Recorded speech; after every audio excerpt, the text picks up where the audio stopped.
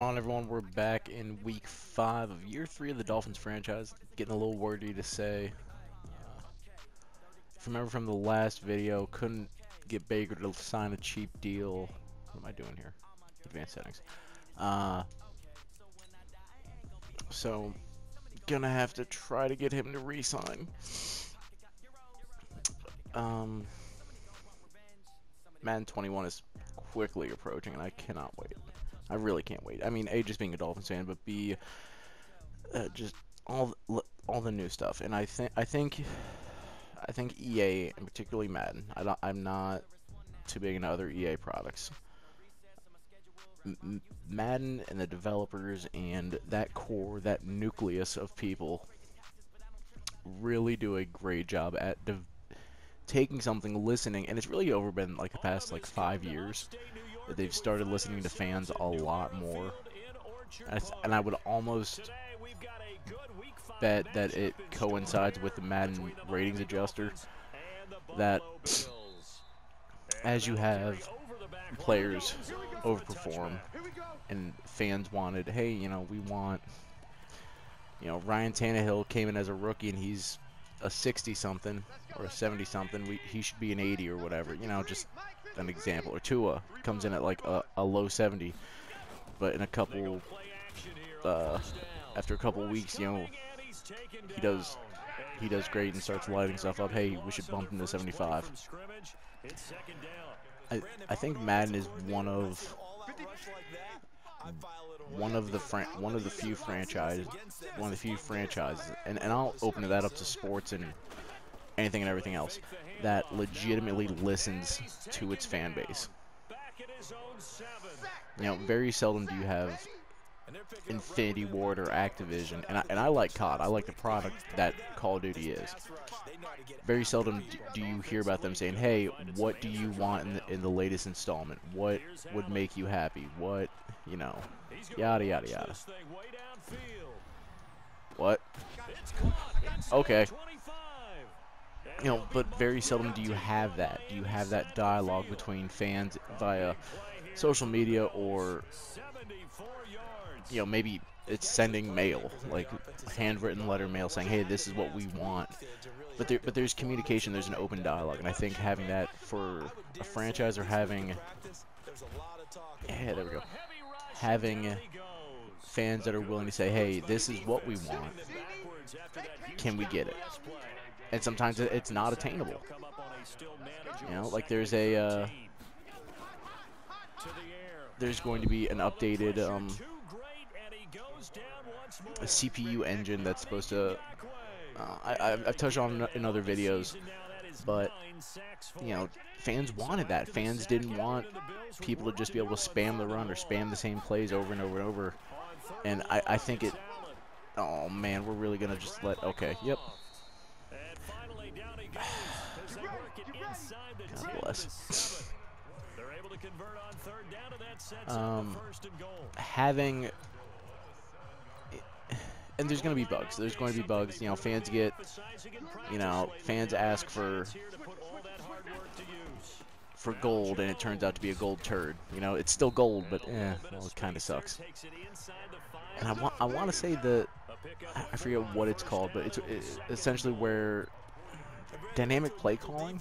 No, not dynamic defense. Something along those lines is what they're calling it. I forget the exact wording, but I want to say we've had that in previous Maddens, and maybe I'm mistaken, but I'm pretty sure in like Madden 13 or 14, there was supposedly like this dynamic defense that would stop you from running the same play over and over and over again, and then it just went away. Maybe it was glitched, and maybe I just don't remember that far back. Maybe it was prone to error, or it was just easy to break. What I would, I don't know, I think it'll be good. I am thoroughly excited for 21. I think 21 will be great. I think the X factors and the abilities are huge. I'm happy that Madden went back to it. They had it. Oh man, back in, I think like Madden 08, something like that. there were abilities, and because you had guys like McNabb and Terrell Owens and Calvin, it might have been Calvin Johnson's rookie year or something like that. But they had these abilities, and they just weren't the best. There wasn't really a lot of development into them, and there wasn't a lot of thought process, or maybe there was, but it just didn't feel like there was a lot of thought process put into them. With this, with the X factors and the abilities and everything else, it fits. If you have a dude running a called slant, 85% of his routes, he will get, more often than not, something that relates to slants or something that relates to being in the slot, and that's great. And I think if it gets expanded on, and maybe some stuff that is OP gets moved, that's awesome. The dead leg motion that you see a lot of running backs using, I want to see how that works, because it looks great and it looks fluid, but that's what we're being presented with. You know, it's like in a group project where it's like, hey, what'd you do? Be like, I did this. You know, they're talking about, you know, say eight different topics that they had to prep, but really they prepped like 3 or 4 of them, and the group had to prep the other 4 or 5. You know, I just don't know if it's gonna look that great. Another try after the first down sack. Allen is complete to Jones. Stopped at the 24-yard line. I think and I'm sure there's gonna be bugs and issues and problems. I also want to see how it does on the PS5, because I would hope that it is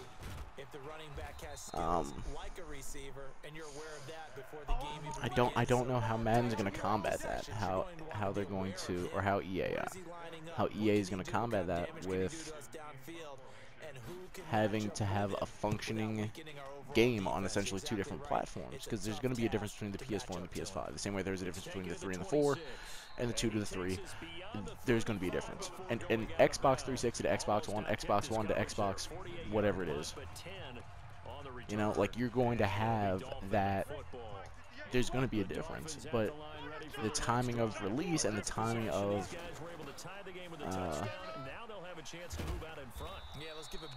the timing of when the release of the consoles and the release of the games, I think it's going to be a huge undertaking for to what I'm looking for EA, for 2K. There's a PGA golf game that's supposed to be coming out. I think that's going to be a huge undertaking. Any game that is coming out where it's being released on the PS4, if there already isn't a PS5 version that's locked, cocked, and ready to rock, and I realize the PS5 is going to be a great system, but I have a hard time believing that you can just transfer files from the PS4 to the PS5 and there won't be an issue. Or the Xbox One to the Xbox. I don't know what the new Xbox is called. I don't buy that, because if you could do that, then if you could freely transfer like that, then well, you know what, it wouldn't be a bad thing, because the PS4s would go offline a lot. Not offline, but the PS4s wouldn't. The older models, there wouldn't be a reason for them anymore. It'd be like, hey, you can just transfer all your stuff, it transfers right over, you're good to go. Maybe I'm being a little bit pessimistic, and maybe I'm not drinking enough of the Kool-Aid or something, but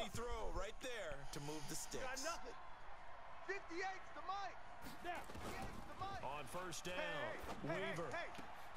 Oh, a battle for it here, and this will be caught. 17 yards for the Dolphins there as they've got themselves a first down.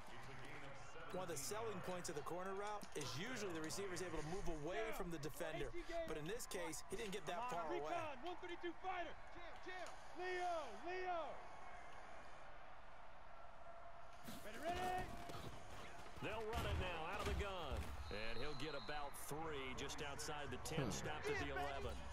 I was watching something on ESPN, and also Skip and Shannon had an expose about Cam going to the Pats, and if the Pats were now Super Bowl contenders and whatever else. I'm a diehard Dolphins fan, and at the end of the day, Belichick is the greatest coach and GM in history, period. He crushes Bill Walsh. He crushes Don Shula. And it's unfortunate that I have to admit that, but that's a reality. Because the Patriots lost a third-round draft pick because of their filming scandal, right? Because they filmed, I want to say it was like since a Bengals practice or something like that, which, correct me if I'm wrong, that's what they got in trouble for Spygate. And they lost, was it they lost a first-round draft pick out of Spygate?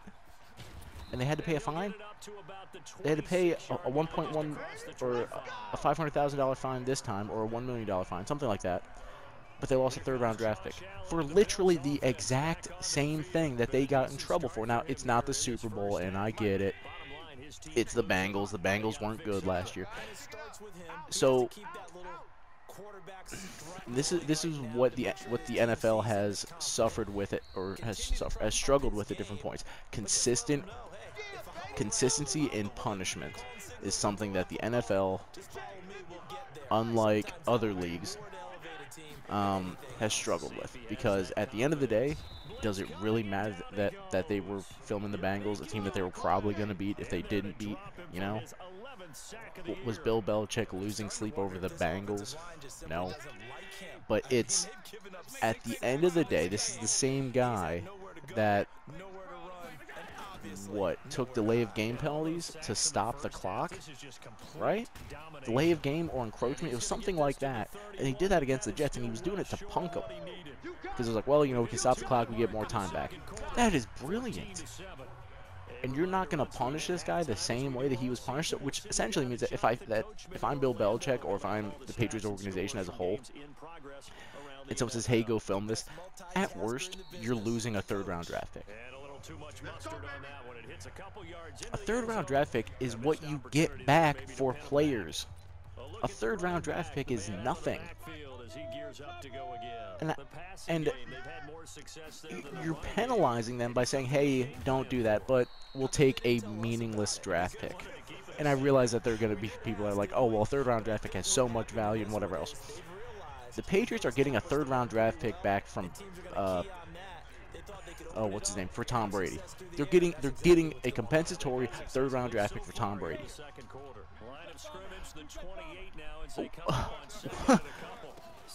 Don't tell me the value of a third-round draft pick, because it's just thrown in there. They're fun coupons. Here you go. You get a third. You get a third. You get a fourth. You get a fourth. They don't matter. So then you're going to tell me that, oh, well, we took money from the organization. You took money from an organization where the owner was going for rub and tugs down in Florida, and everyone freaking forgot about that. As much as I give props to Belichick for being brilliant, the NFL is enabling Belichick to literally do whatever he wants. And if someone wants to argue and say, well, no, it's because it's a lower tier team or a lower caliber team. They play the Jets twice.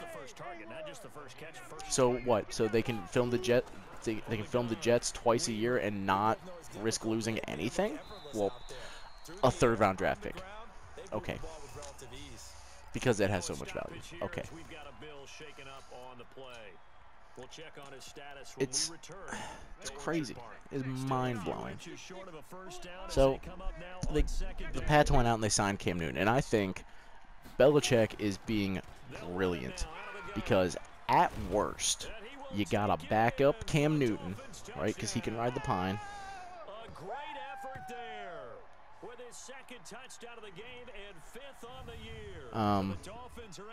He is you signed him to a $1.1 million, and I realize there's incentives, and if he throws for X amount of yards or rushes for X amount of yards, if the team does so well, the value increases. Here's the thing with Cam, and here's the thing with Belichick. Belichick usually doesn't keep three quarterbacks. The last time he had three quarterbacks on the roster, he had guys like Tom Brady, Jimmy G, and Jacoby Brissett. If you remember that, Week 8, two of those guys weren't even on the team anymore. They got traded. Don't forget that. Cam isn't there to to challenge Stidham or to mentor him in any way, shape, or form. Cam is there for trade bait. And if he doesn't, and if no one gets hurt through preseason, and no one gets hurt through the regular season before the trade deadline, Cam is there to get healthy, and then guess what? They're going to make the 3rd round draft pick back because some team's going to sign Cam. That's what Belichick does. And it's brilliant because he's taking the NFL's rules, the precedent and the standards that they've set, and said, you know what, this is what I'm allowed to do. That's fine. I'm not going to cross the line, but if I do, I'm going to be sure that I get enough compensation back. And I realize that, again, we're talking about we're talking about 3rd round draft picks here. The Pats next for the 2021 class, and this is what makes again, we're talking about, it's like layers of brilliance and layers of strategy with Belichick. They owned 9 draft picks before compensatory picks and before the loss of the 3rd round draft pick. So then they would have 8. They have a 1st, a 2nd, 2 thirds, 2 4ths, and a bunch of other crap, right? That is just what they have, okay? The 3rd round draft pick, right, that they lost, I already counted that into that because originally they had 3, they're back down to 2, okay? They get a 3rd rounder. It'll be a late 3rd, but they get a 3rd round from Tom, right? They get 2 4ths in compensation, 1 from Kyle Van Noy going to the Dolphins, and 1 from whoever else they lost. I didn't pay attention to the names, it just blew my mind. So they're looking after all the compensation and everything else. They're going to be in the teens for draft picks. In a draft where there might not, say college football doesn't happen, right? And you're the Patriots. The biggest thing that the Pats would need, assuming Stidham and Cam are bums, quarterback.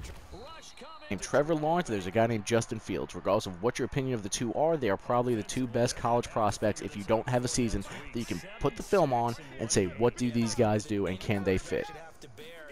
You still have a 2nd round draft pick. So for the sake of argument, let's say that, man, our wide receivers have developed so much and they're just absolute studs. You still need a tight end. So then you'll have a Trevor Lawrence who has a cannon, who has an accurate cannon strapped to his shoulder, and you'll have a tight end like a baby Gronk. And that's it. You can't. What is the AFC going to do to combat that? The Pats lost Tom Brady, who everyone wants to say is the GOAT. Everyone, a majority of analysts and a majority of fans say, "Hey, Tom Brady's the best there is, the best there was, and the best there ever will be," and that's your opinion, and you are entitled to that. Tom Brady, without Belichick, I think will look. Now it's Bruce Arians. I think offensively he's going to put up numbers. But Tom Brady might get forgotten about because of who Belichick ends up pulling the trigger on. And if he gets a guy like Trevor Lawrence or even Justin Fields, if he gets either one of those quarterbacks, that's it. He's set. He can win that. And I'm sure someone is like, well, Belichick doesn't call the offense. It's McDaniel, and McDaniel's great. And if McDaniel was so good, let's think about this. McDaniel wouldn't have lost his head coaching gig, and he wouldn't have gone back to Daddy Bill. He wouldn't have stayed there for as long as he has, and he would have taken another head coaching job that was offered to him. Because he's had head coaching offers. He's been tied to different places. Josh McDaniel doesn't want to go anywhere because he's like, man, I really don't want to deal with that stress. If all I have to do is call the offense, and I have to report to Bill, and I'm sure working with Bill Belichick can be stressful. But once you get used to it, it's probably not that bad. It's like you get a new job, and you're like, man, all right, I need reports to do, and I have to do all this crap, and yada yada yada. By year 3 or year 4, you're not stressing about the reports the same way that you were, stressing about those same reports in week 3 or week 4. You know what I'm saying? You become accustomed to it, you become used to it, and you understand what the expectations are. Belichick has managed to just he has such a. It's not even manipulation. He creates this great tree, but he can point to it and be like, hey, other people have left and they haven't done so well. Bill O'Brien left, and Bill O'Brien is in the hot seat. And if I'm a coordinator under Belichick, didn't O'Shea leave? Wasn't he a coordinator or a coach or something under Belichick, and he was the Dolphins offensive coordinator last year, and it was just painful? Who is going to be the one that's like, you know what, Bill? I realize you gave me this great opportunity, and I realize it's a great gig, but I'm going to take my talents elsewhere, and I'm going to beat you. He's going to look at you and be like, huh, okay, bud, sure you are. No one under Belichick has come close to beating or replicating the success that Belichick has had. And it's because he has complete control of that team. Everything is funneled through him. Kraft doesn't have to think because, well, it's Kraft. I don't really know if he can. Kraft doesn't have to worry or think or do anything, so he can go get his rub and tugs. The coordinators are doing all the work and submitting the reports, but Belichick is so aware and so cognizant of everything that needs to get done that, unbelievable. That if the film session isn't complete and if the study session isn't complete and everything else isn't complete and set up the way that he wants it to be, you're gonna get roasted. And no one enjoys being the new guy, the FNG that gets called out for being an idiot, you know? Here's Jones. And this has been a familiar sight all afternoon as they stop him behind the line. That's going to go as a loss of 1 on first down. I can't believe that. I can't believe at the lack of punishment that the Patriots consistently receive and the amount of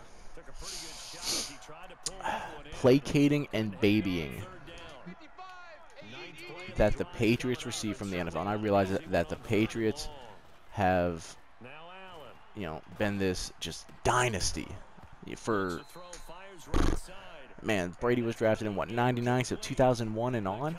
Or 2000 and on? I don't know, whenever Tom got his first ring. But if I'm trying to think of if the Colts with Peyton Manning did the same crap, if Tony Dungy was sending scrubs to go film, I don't even know who was a garbage team, whoever else was in the AFC, the Houston Texans workouts when they had Matt Schaub and not Matt Schaub, they had David Carr as their quarterback, you know? Can you imagine how tarnished Tony Dungy would have been? How much of a negative stigma there would have been? But Belichick either enables or tells them, one of the two, because you can't tell me for 1 second that a guy that is as controlling and as thorough as Belichick is going to be like, I had no idea that they were doing that. Man, how did they know where the practice field was? What? The address that's in my book? No, I would have never shared that. You know? Like, that's... And the NFL's like, okay, yeah, Bill, I guess, yeah, that sounds plausible. I guess they just did it of their own fruition and just wanted to get an edge. They're just that competitive. What? Because if anything, it's a trend. Because let's just use this in the terms of a relationship, right? If you catch someone cheating at year 1, right? And then you catch them cheating again 19 years later. Do you think they stopped cheating after the first time, or you think you just didn't catch them? That's it. And maybe that's not the best example, and I'm sure that's going to be like, hey, that's not fair, that's not okay, they weren't cheating, they were being good. Sure. You just haven't caught them. But again, Bill is playing within the rules and the guidelines that the NFL has established, and the NFL has done nothing to stop it. Aside from Spygate, the NFL has done literally nothing to stop it. Take away draft picks. I don't care if you find the team. Finding the team does nothing. Shrink their salary cap space. You want to hurt a team? You take away draft picks and you shrink their salary cap space. Offense, special teams. It's been a clean sweep in this one, hasn't it? It certainly has. They've been pretty dominant throughout this game. And privately, But the head coach will add a fourth no. phase. The NFL is going to scold him. Goodell's going to scold him. And he's going to be like, hey, just don't do it again. Or just don't get caught. I don't care which one. Here he gets it out to the 25-yard line. Meanwhile, Josh Gordon keeps getting caught with weed. And he's been suspended indefinitely. You know? It's mind-blowing. And if someone wants to be like, well, it's a drug and he knew not to have it. Belichick knew not to cheat, but he still did it. Come on. What are we talking about here? They need points. Big time. And he's going to get a good gain of 9 here up to the 34. Now after the completion, we're going to get a timeout, an injured player. We'll check on his status when we return to Orchard Park.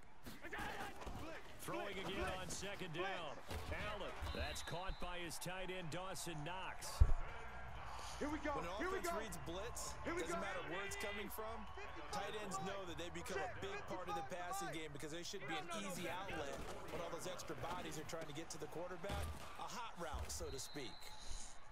The completion good for 3, and it's second down. That first down completion only netted him 3. Second and 7. You must be getting tired of seeing me. Again, they'll throw with Allen. It's Knox, the tight end, making the catch. And he'll be brought down just shy of midfield at the 49-yard line. The Bills on third down. They've hit 4 of 7. They need just a yard here. It's 3rd and 1. Allen gonna throw. Nowhere to escape, and he goes down. That's it. Racking up sack number 12 for him on the year. That right now, that's a defeated team out there. I think you can see it totally in their body language. Hands on hips, heads low. It's just been a struggle from the start. Yeah, this team has been thoroughly beaten right from the word go.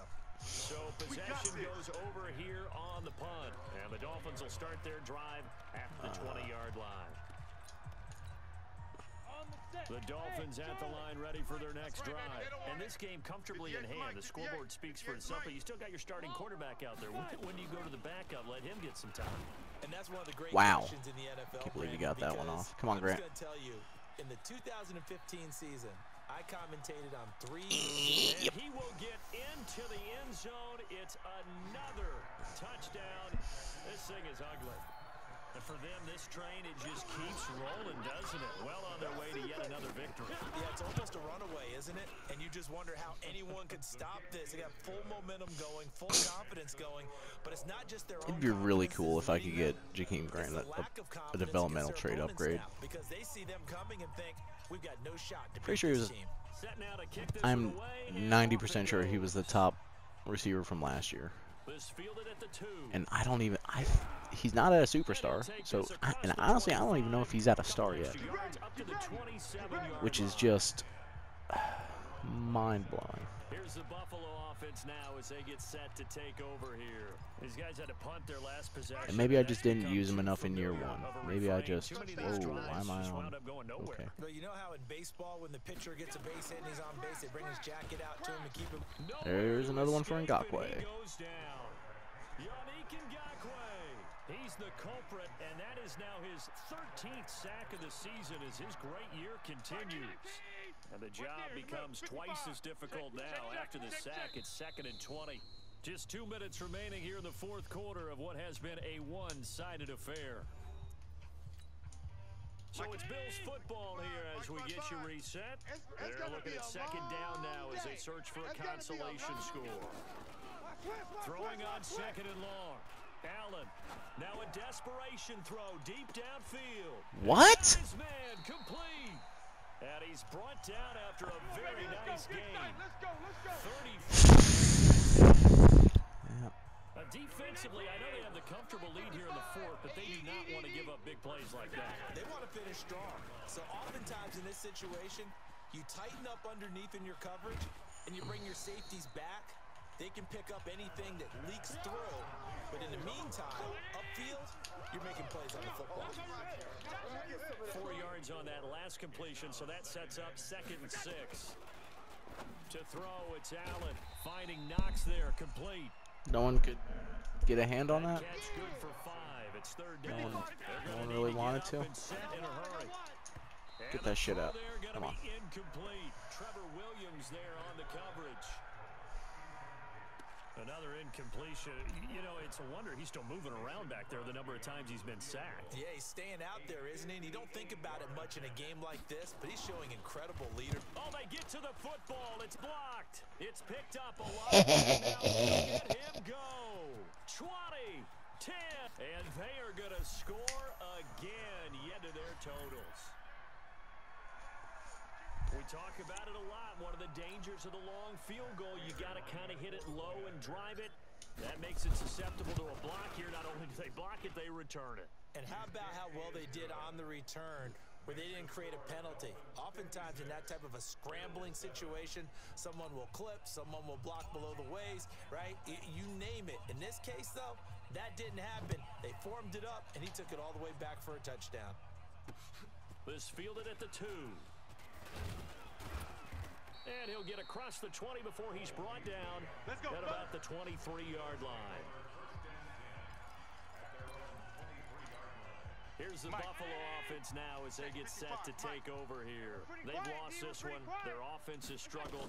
Do they try to put together something here at the end just to take into next week? Yeah, sometimes teams want to do that and coaches want to. I remember one time I was on a team and we were losing late in a game like this, and you knew it was lost. It was over, right? And the coach called a running play and pretty much said to everyone, I want to see something executed well before we get out of here. And that was the message to the team. Just something to build, something to build on, get it done, and maybe we can look at that. I think that'll be the end of the game. Hopefully. No. I'm going back to you. I'm going back to you. One final Bench. shot. Yep. They'll look to throw. Finding his target, it's Cody Latimer. God, kick return for a touchdown, blocked field goal for a touchdown. If I could have pulled a pick 6, I would have been in there. Gratefully accept them, won't they? It makes their job that much easier when they're scoring that many points, allows them to play with a totally different style and a different flow. So for the Dolphins, they improved to 5-0 now on the young season. And they'll get another road date next week as their opponents will be the New York Jets. Oh, I play the Jets next? They'll fall to 1-4 with a loss. And they'll get a chance to redeem themselves at home.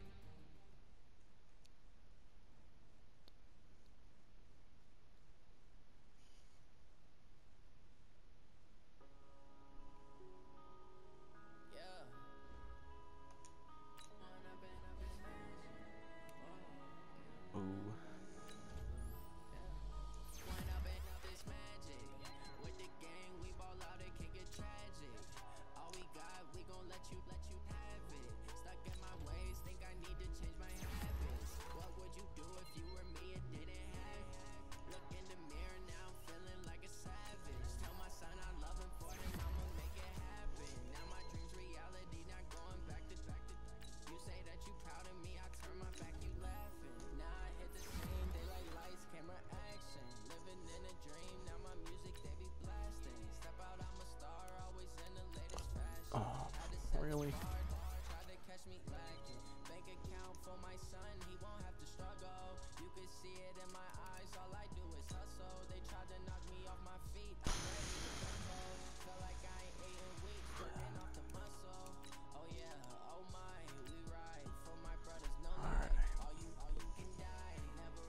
See how the Jets look. See if I can.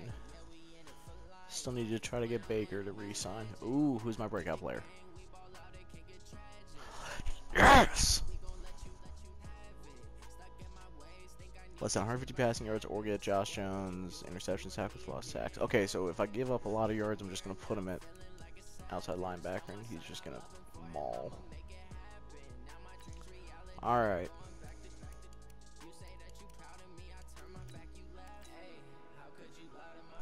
There we go. And the reason I wanted him, and the reason why I didn't just give up on him, 90 speed. Speed in any Madden game will get you wins. If you have an obnoxiously fast team, you can win. Ooh, 9-12. Alright, I will do scouting and training at the start of the next video. Well, probably between videos. But that's it. Be sure to watch the next one for week 6. Again, this will be the last season I'm doing of this. Thanks for watching. Be sure to watch the next one.